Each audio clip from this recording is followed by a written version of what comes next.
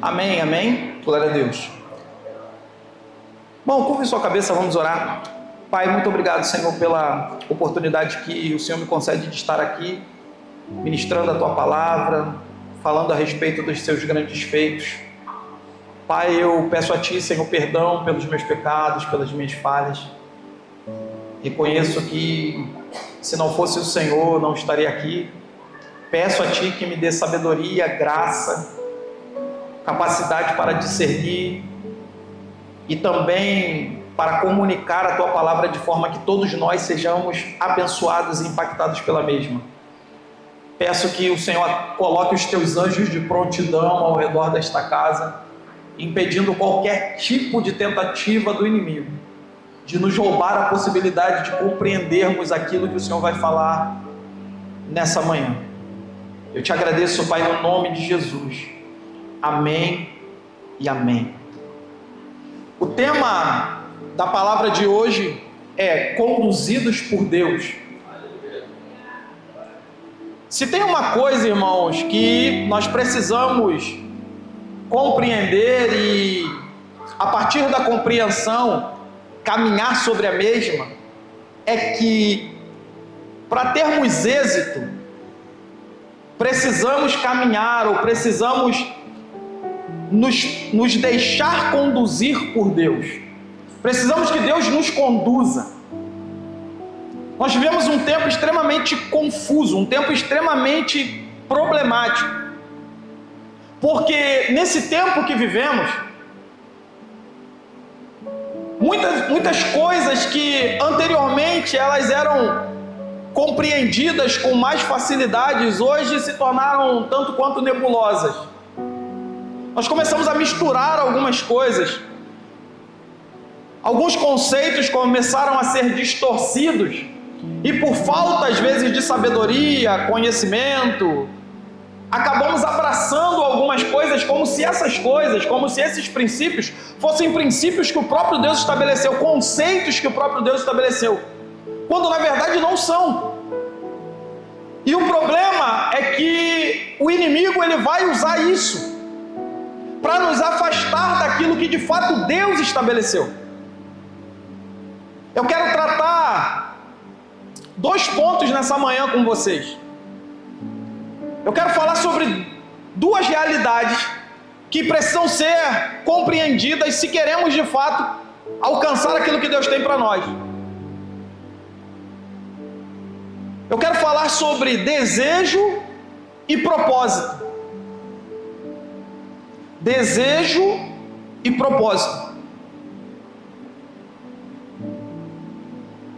Desejo, a via de regra, é algo que está centrado no coração do homem. Eu não estou dizendo que desejar algo, na sua essência, é ruim. O problema é o que eu desejo e qual a finalidade daquilo que é fruto do desejo que tenho.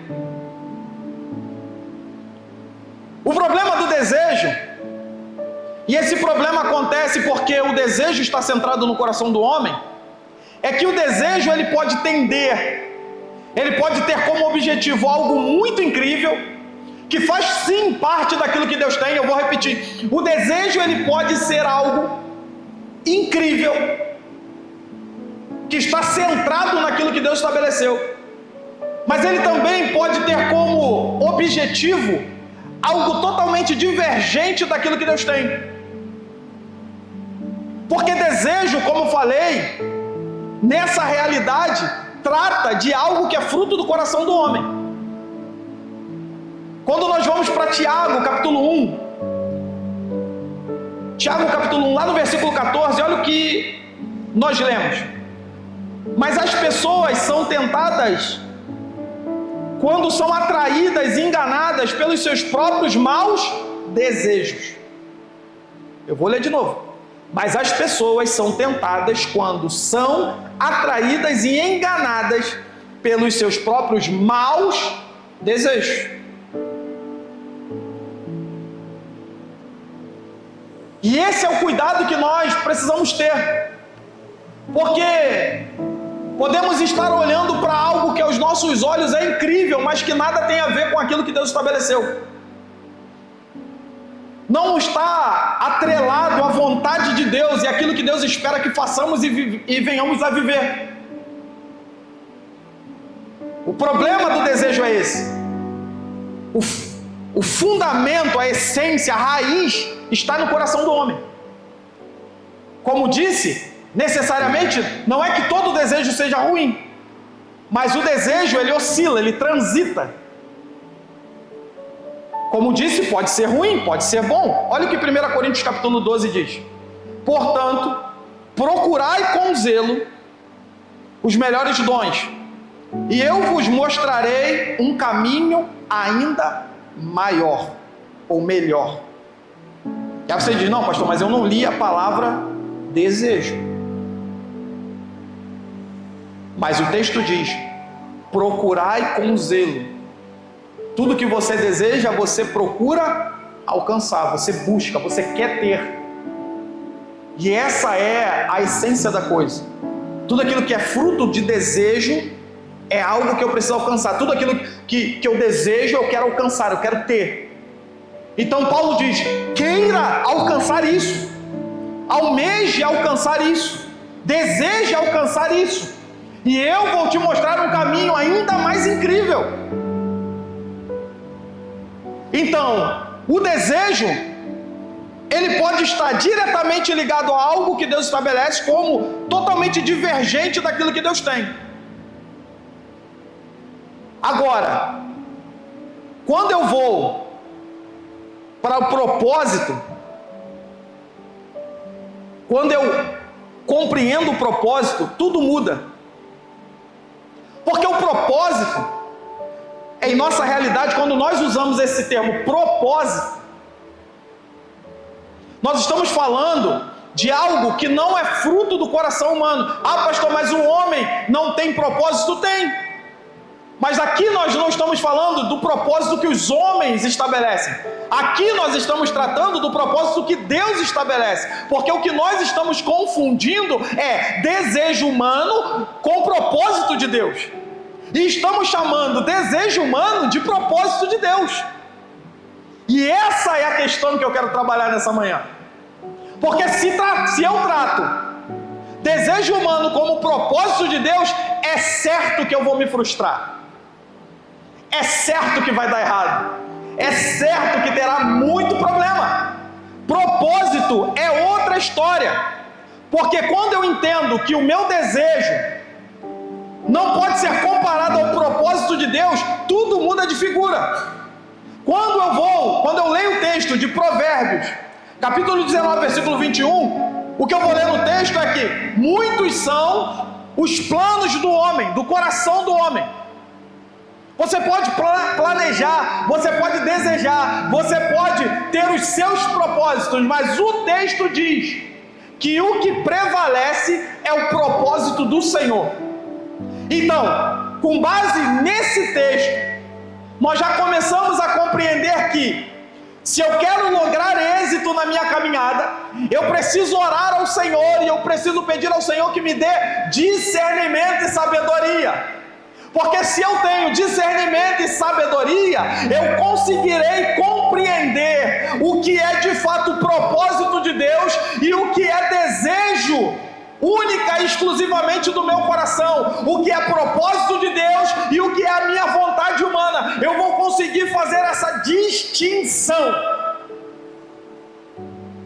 E se nós conseguirmos fazer isso, eu garanto, querido, que nós vamos lograr êxito.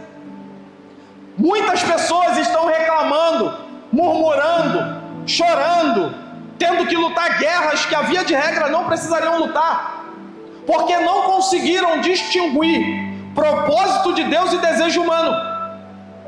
Aquilo que Deus estabeleceu como propósito e aquilo que o coração ditou como se fosse propósito, quando na verdade não é.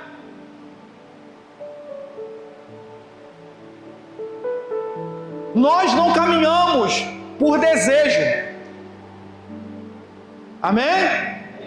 Nós não caminhamos por desejo, nós caminhamos por propósito.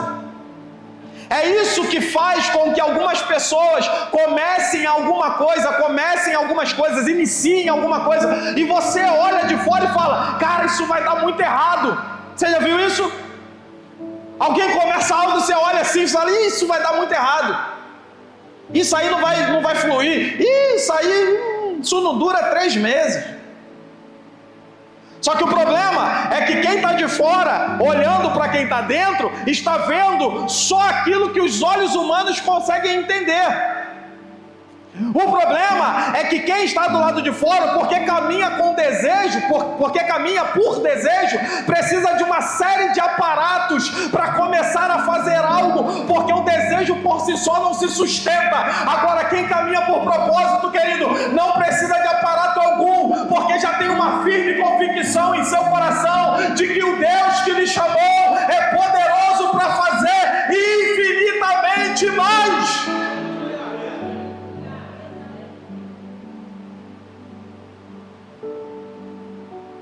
O desejo precisa de amparo, o propósito precisa de fé.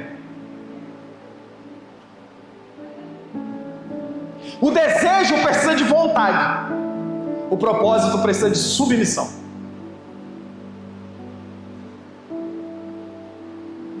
O desejo precisa que os homens olhem e digam: é isso. O propósito não conta com a aprovação humana, porque já tem a aprovação do céu. Quem caminha por propósito não precisa de aprovação humana. Quem caminha por propósito não precisa ver. Quem caminha por propósito não precisa de aparato.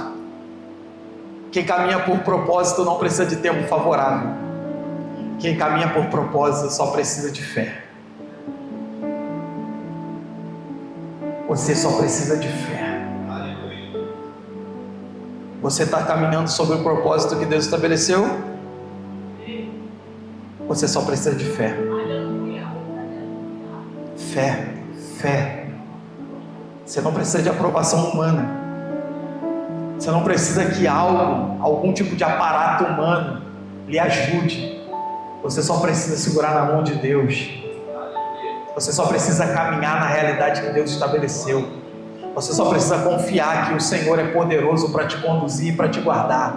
Você só precisa confiar que o Deus que você serve continua batendo gigantes, continua abrindo o mar, continua fazendo proezas, continua levantando o caído, continua abrindo os olhos dos cegos, continua abrindo os ouvidos dos surdos, continua levantando o paralítico. Você só precisa confiar que o Deus que você serve é Senhor de tudo e de todos. Você só precisa continuar confiando que o Deus que você serve é aquele que muda tempos e estações. Ele estabelece reis e Ele tira esses mesmos reis, porque Ele é o Senhor, a sua vontade prevalece. Quem caminha por propósito, querido, não fica pelo caminho e não pode ser frustrado, porque o Senhor, que é Senhor de senhores, está guardando, está direcionando, está fortalecendo e está mantendo de pé.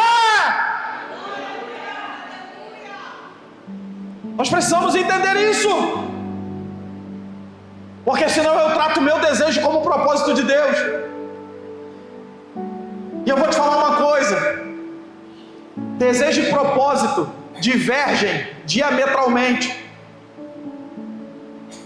Eles divergem, eles estão indo numa rota oposta. Sabe por quê? Porque propósito de Deus implica executar, ou fazer, ou viver, ou desenvolver aquilo que Deus estabeleceu. Quando eu digo que caminho por propósito, eu estou dizendo que no meu coração há a inclinação, há a vontade, existe uma vontade no meu coração em fazer aquilo que o próprio Deus estabeleceu. Agora, na rota, nessa caminhada para fazer aquilo que Deus estabeleceu, eu não só faço o que Deus me mandou fazer, mas Deus nessa rota faz algo em mim, enquanto eu faço aquilo que Ele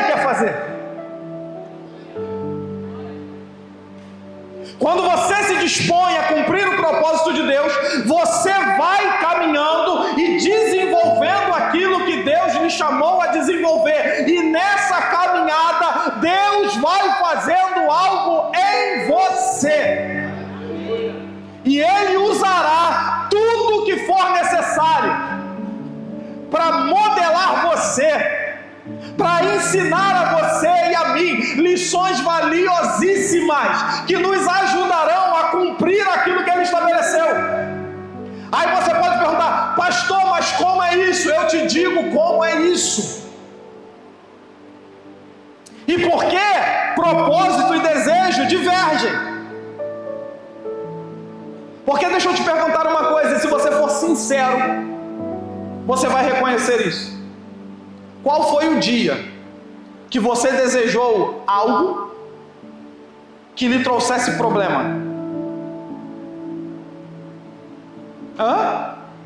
Qual foi o dia que você desejou algo que lhe trouxesse guerra? Imagina você falando: não, eu desejo isso aqui, mas eu estou muito ansioso porque eu quero lutar uma guerra. Você já fez isso? Não fez. Sempre que nós estabelecemos algo que é o objetivo do nosso desejo, tudo que nós queremos, querido, é conquistar, é nos alegrar, é celebrar. É isso que a gente quer. A gente não está preocupado com crescimento pessoal, com desenvolvimento, com transformação, com alinhamento. Ninguém está preocupado com isso. A gente está preocupado única e exclusivamente em alcançar aquilo que é fruto do nosso desejo. Quando Deus te chama para viver o propósito, Ele não quer só que você cumpra um propósito. Ele quer que você se torne algo nele. E para que isso aconteça, Ele vai precisar ajustar algumas coisas em nós. Ele vai precisar abrir algumas portas. Já falei aqui, quando nós falamos que Deus abre portas, querido, a gente sempre olha para a porta e diz: eu preciso que Deus abra uma porta. Deus abre uma porta. Imagina, Deus abre uma porta, sai Golias.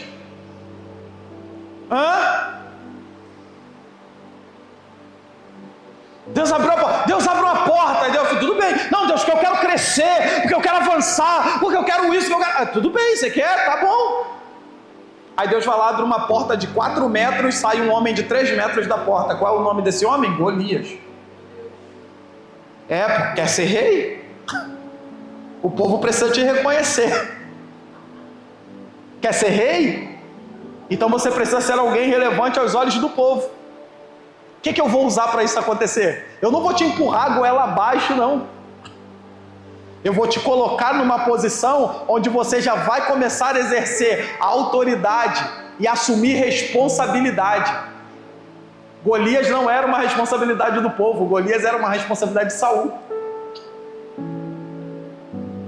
Porque quem era a voz de Deus naquele lugar, o representante de Deus governando a nação, era Saul. Então quem tinha que lutar contra Golias? Mas Saul ficou trancado no palácio. Deus abriu uma porta. De quem saiu? Saiu Golias. Quem lutou? Davi. Por quê? Porque Deus tinha um propósito para...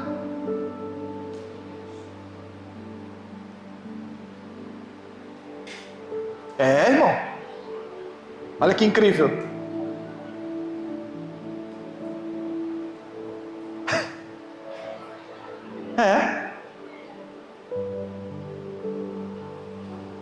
Deus tinha um propósito para Esther.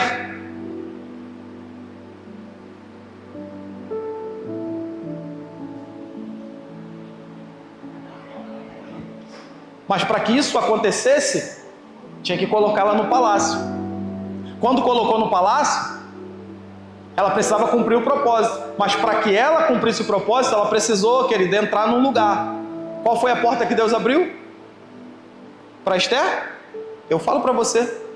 Possibilidade de morrer. Quando Deus abriu a porta, quem saiu? A morte. Ela mesmo diz, está lá no texto. Ninguém pode entrar na presença do rei sem que o rei o receba. Se ele não levantar o cetro, o que acontece? Quem saiu pela porta? A morte. O que Esther fez? Ela poderia não ter feito o que ela fez. E no primeiro momento ela cogitou essa possibilidade. A diferença é que o tio dela olhou e falou: pode ser que tenha sido para esse tempo que Deus te colocou aqui. Ela entendeu. E ela fez o que todo cristão deveria fazer: vamos orar, vamos jejuar. 3 dias depois do jejum, o que ela vai fazer? Ela vai entrar na presença do rei. E o rei vai receber. Mas até o rei receber, a morte está do lado.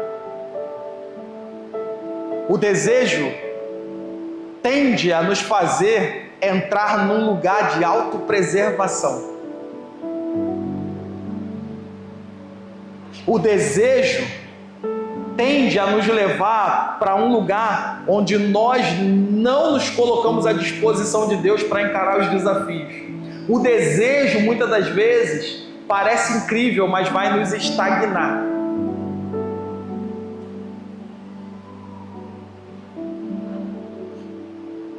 O diabo não precisa te matar. O diabo só precisa parar você num lugar onde Deus já não está mais agindo. O diabo não precisa me parar, não precisa me matar. Ele só me mantém num lugar onde a presença não está mais. A nuvem já foi embora. Já desmontaram o templo, a tenda já foi desmontada, a arca da aliança já foi. A presença se moveu. Mas o lugar é tão legal. Para que eu vou sair daqui?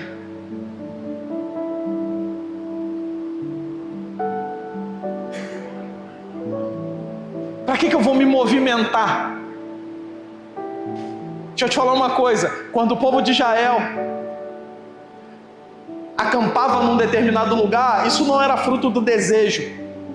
Porque o desejo vai levar em consideração a geografia. O desejo vai levar em consideração a estação. O desejo vai levar em consideração aquilo que o lugar pode me proporcionar. O desejo, ele sempre vai me levar para um lugar que faça sentido para mim. Ele não considera aquilo que faz sentido para Deus, aquilo que Deus quer. Ele tem que fazer sentido para mim. Então o povo não parava no lugar que eles queriam. Eles paravam no lugar que Deus estabeleceu.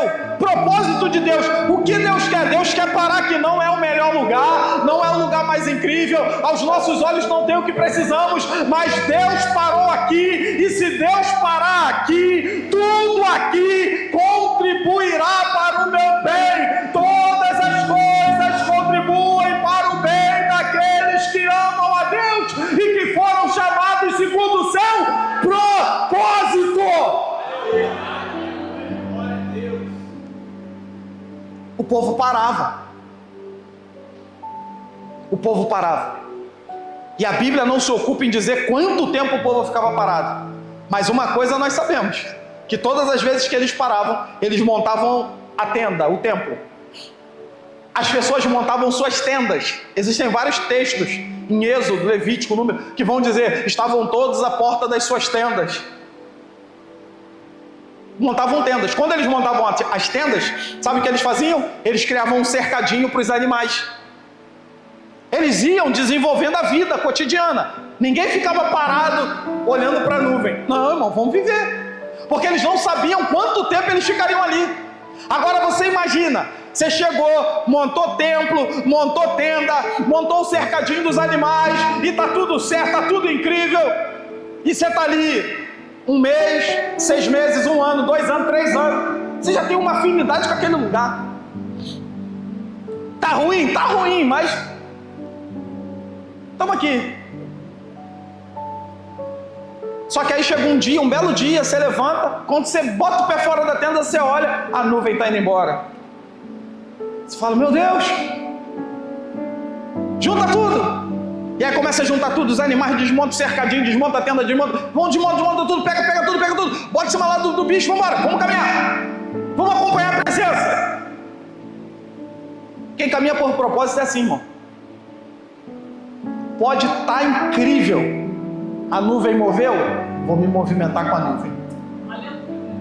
Ah, mas vou me movimentar com a nuvem, querido. Isso vale para tudo, sabe por que tem gente estagnada? Porque a nuvem se movimentou e a pessoa permaneceu no lugar porque aquele lugar lhe parecia confortável. Sabe por que muita gente não vive aquilo que Deus tem? Porque não consegue entender que a melhor coisa que tem para um cristão é correr riscos com Deus. Vida cristã é isso, é correr riscos com Deus. Tem gente querendo viver milagre, mas não tem disposição de coração para correr um risco com Deus.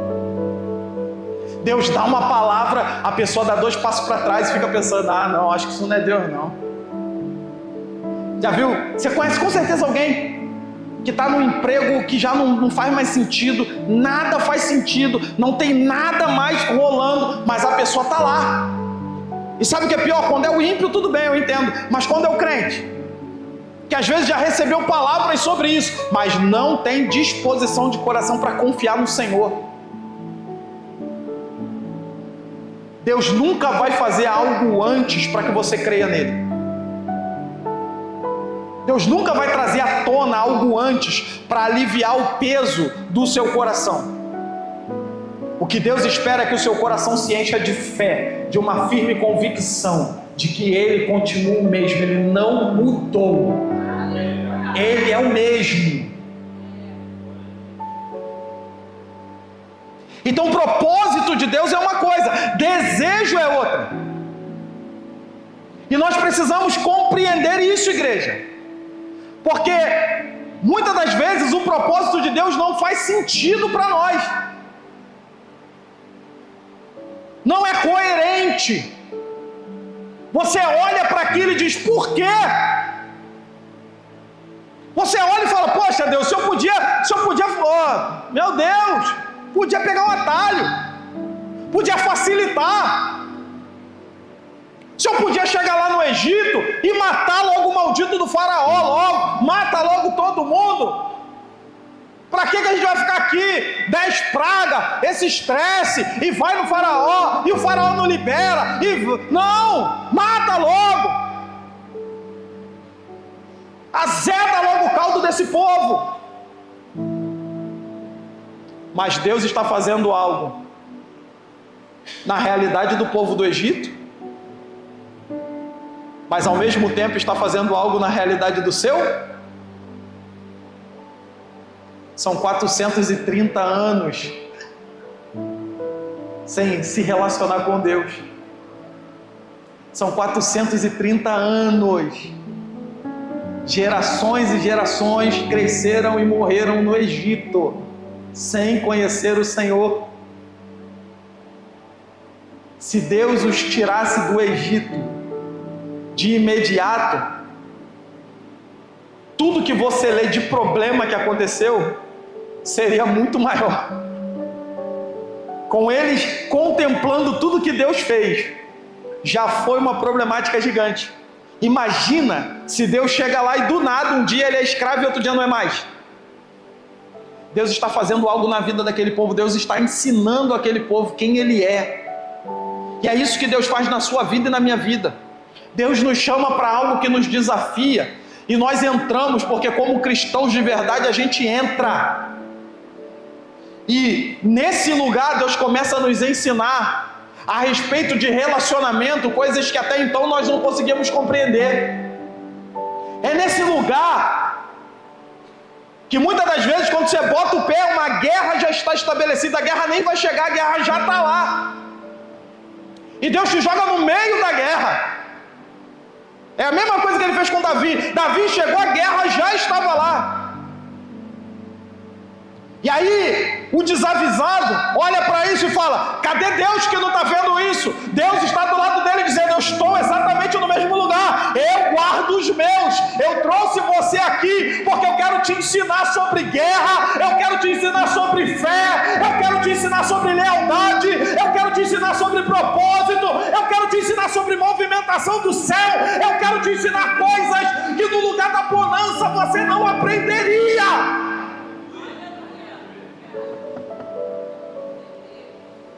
Tem um texto em Juízes que eu amo, que alguém pergunta para Deus: Senhor, por que o Senhor não abateu todos os inimigos, já que a gente já está aqui? Por que o Senhor não abateu todo mundo? Aí Deus vai falar: então, sabe por que eu não abati todo mundo? Porque surgiu uma nova geração. E qual o problema dessa geração nova que surgiu? Eles não sabem lutar guerra.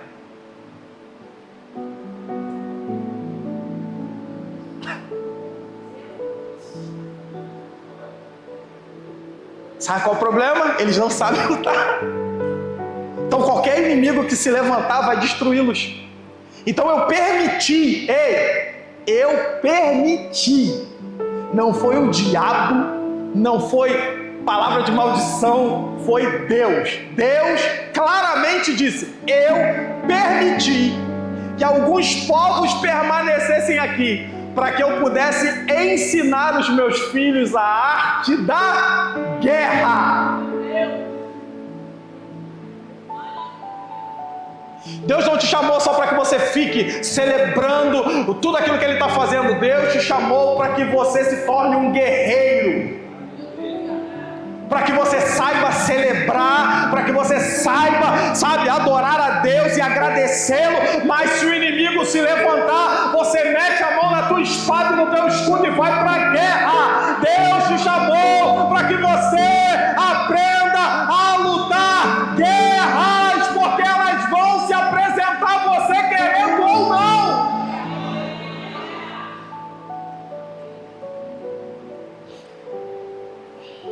É por isso que ele chega para Josué e diz: seja forte e corajoso. Agora, vamos ser sinceros, Josué não era um cara corajoso? Era, claro que era. Os amalequitas vão lutar contra o povo de Israel no deserto. Quem vai para frente de batalha é Josué, irmão. Josué não é um medroso, Josué não é um menino medroso. Não, Josué é um cara de guerra. Ele era um jovem quando ele lutou essa primeira guerra. Moisés no monte com as mãos estendidas e Josué lá, ó. Josué vai lá, sem espiar a terra prometida, todo mundo volta. Ah não, nós somos como gafanhotos aos olhos deles e aos nossos, a gente vai morrer. Josué diz: não vamos não. Caleb diz: não vamos morrer não. Josué não é um covarde. Porém, Deus sabia: Josué, eu tenho um nível de guerra maior nesse lugar. E eu preciso que você esteja preparado. Uma coisa é lutar contra um povo que se apresentou. Outra coisa é lutar contra vários povos que vão se apresentar. Uma coisa querido, é estar num lugar onde Deus está fazendo praticamente tudo por você. Outra coisa é você entrar num lugar onde Deus vai fazer com você. Eu vou repetir isso. Uma coisa é estar num lugar onde Deus está fazendo tudo por você.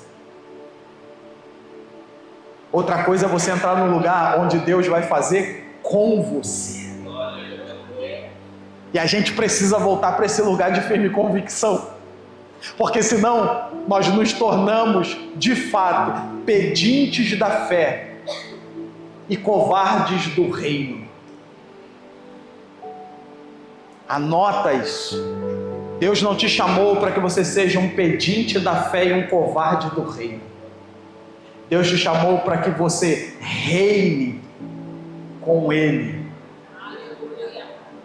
E para que você seja um soldado valente na guerra.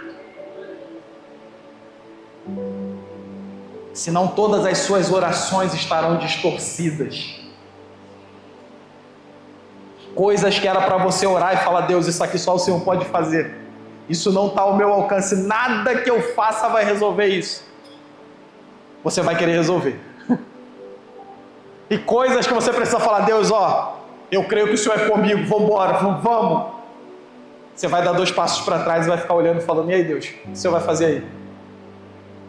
É por isso que Deus fala para Josué: Josué, seja forte e corajoso. eu tenho uma nova medida para você. E eu quero liberar essa palavra sobre a sua vida. Deus tem uma nova medida para você. Deus tem uma nova medida para mim. Eu creio que Deus está abrindo uma porta que é muito diferente de todas aquelas que nós já entramos. Deus está fazendo algo novo nesse tempo. Deus está mudando uma estação. Uma nova estação está sendo estabelecida por Deus. Querido, uma nova dimensão de guerra, um novo nível de desafio. Deus está nos chamando para algo novo. E nós, como igreja Move, eu quero convocar você a crer comigo nisso. Deus está nos chamando para algo novo. Eu consigo perceber um vento soprando diferente. Eu consigo oh meu Deus, eu consigo perceber. Há uma voz, querido, há uma voz muito suave dizendo isso. Eu estou mudando a estação. Eu estou abrindo uma nova porta. E para viver esse tempo, nós precisamos ser fortes e corajosos. Nós precisamos estar de fato alinhados ao propósito de Deus.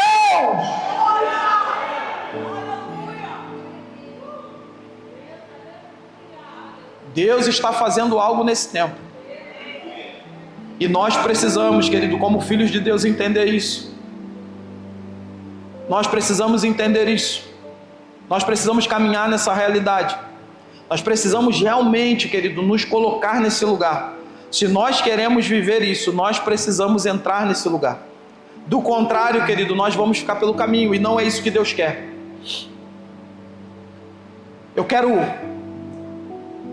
Essa palavra virou uma outra coisa. Glória a Deus. Eu vou ter que fazer uma parte 2. Mas eu quero que você pegue isso aqui, e eu vou parar aqui. E semana que vem a gente continua falando sobre isso. Mas eu quero que você guarde esse texto. O texto é 1 Pedro, capítulo 2, versículo 9. E eu vou parar aqui, para que você consiga lembrar de tudo aquilo que foi liberado, para que você consiga meditar. E semana que vem a gente vai prosseguir falando justamente sobre isso. Propósito e desejo. Tem muita coisa aqui para liberar. Mas eu quero que você pegue esse texto e entenda essa realidade. 1 Pedro, capítulo 2, versículo 9 diz: mas vós sois a geração eleita. Aleluia!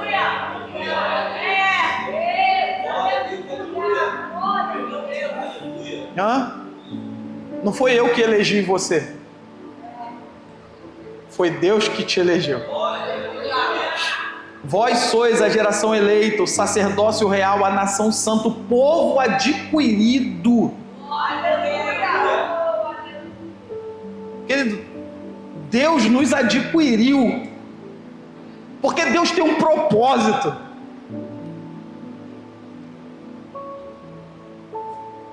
Para que anuncieis, ou para que venhamos anunciar as virtudes daquele que nos chamou, para sermos um exemplo para todos que não o conhecem. É por isso que Deus, Ele estabelece Israel. O que é Israel? Israel é um modelo para as outras nações do que é ser uma nação governada pelo Senhor. Israel é uma referência em todas as áreas para as outras nações. Israel tinha um conjunto de leis muito diferente de todas as outras nações. E o que Deus está fazendo com isso? Só preservando Israel? Só modelando uma sociedade? Não, Ele está dando um exemplo vivo.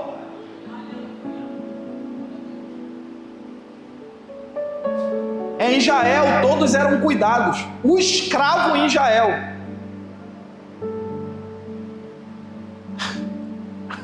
não era tratado como era tratado em outras nações. Você está entendendo? Deus nos chamou para que viéssemos a cumprir o seu propósito.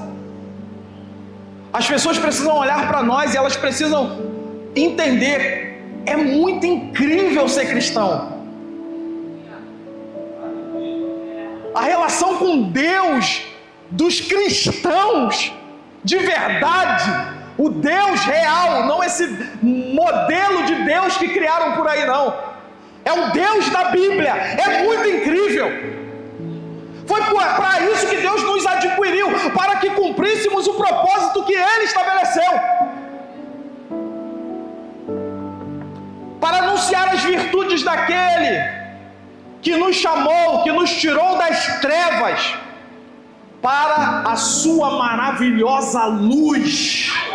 Ei, você foi eleito por Deus para ser, querido, um transportador das boas novas, um transportador das virtudes do nosso Deus Todo-Poderoso, daquele que nos tirou das trevas e nos inseriu na realidade do seu reino de amor.